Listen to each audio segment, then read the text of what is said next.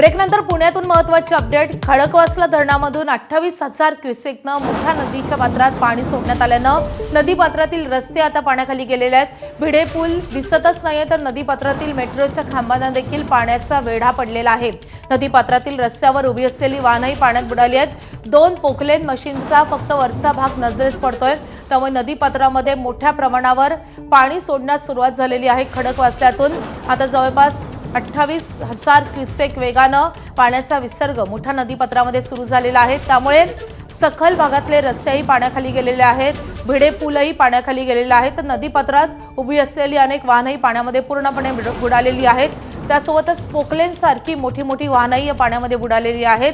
त्यामुळे नदीपात्रामधल्या रस्त्यावर असलेली वाहनं आणि त्यासोबतच रस्ते पूर्णपणे पाण्याखाली गेलेले आहेत। पुणेकरांसाठी आज इशारा देण्यात आलेला आहे। नदीकाठच्या लोकांना, नदीकाठच्या घरांना आता विशेष असा सतर्कतेचा इशारा देण्यात आलेला आहे। नदीपात्राच्या आसपासच्या भागामध्ये तुम्ही गोळा होऊ नका, की नदीचं पाणी पाहण्यासाठी तुम्ही येऊ नका असं आवाहन पुणेकरांना करण्यात येत आहे।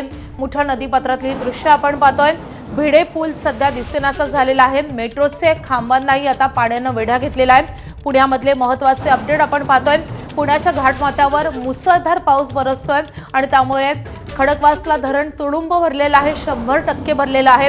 त्यामुळे एका बाजूला पुणेकरांची पाण्याची चिंता तर दूर झालेली आहे, मात्र आता नदीपात्रात मोठ्या प्रमाणावर पाण्याचा विसर्ग सुरू झाला आहे। मंदार गोंजारी आपले प्रतिनिधी आपल्या सोबत आहेत। मंदार, नदीपात्रात मोठ्या प्रमाणावर पाण्याचा विसर्ग वाढलेला आहे, काय स्थिती आहे पुण्यामध्ये?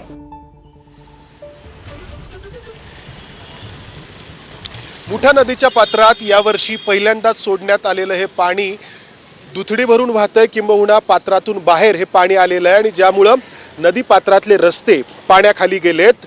आम्ही आता पुण्यातील झेड ब्रिज वरती आहोत आणि इथून आपल्याला हे वाहणारं पाणी दिसतंय, ज्यामध्ये मेट्रोचे खांब देखील या पाण्याच्या विळख्यामध्ये आहेत आणि जो पुण्यातील बहुचर्चित असा भिडे पूल पूर्णपणे पाण्याखाली गेलाय। या भिडे पुलाचा कोणताही भाग सध्या नजरेस पडत नाहीये, इतकं पाणी या नदीपात्रामध्ये आपल्याला पाहायला मिळतंय। खडकवासला धरणातून 28,000 क्युसेक्सनी पाण्याचा विसर्ग सुरू आहे, मात्र त्याबरोबरच ओढे असतील किंवा इतर पाणी देखील या नदीपात्रात मिसळत आहे। त्यामुळं या नदीपात्रातील पाण्यात मोठ्या प्रमाणात वाढ झाली आहे। या नदीपात्रातील रस्त्यांवरती जी अनेक वाहनं उभी असतात ती पाण्याखाली गेली आहेत। 2 पोकलेन मशीन आपल्याला पाहायला मिळत आहेत। खरं तर या पोकलेन मशीनचा फक्त वरचा भागच नजरेस पडतोय, बाकी सगळं हे पाण्याखाली गेलेलं आहे। पुण्यातील डेक्कनचा हा परिसर आहे। एरवी सकाळी मोठी गर्दी असते वाहनांची या रस्त्यांवरून। पुण्यातील डेक्कन आणि शिवाजीनगर भागातून पेठांकडे येण्यासाठी म्हणून या भिडे पुलाचा किंवा नदीपात्रातील रस्त्यांचा उपयोग केला जातो, मात्र या पाण्यामुळं हे सगळे रस्ते पाण्याखाली गेलेत आणि त्यामुळं मोठ्या प्रमाणात वाहतूक कोंडी देखील होऊ शकते।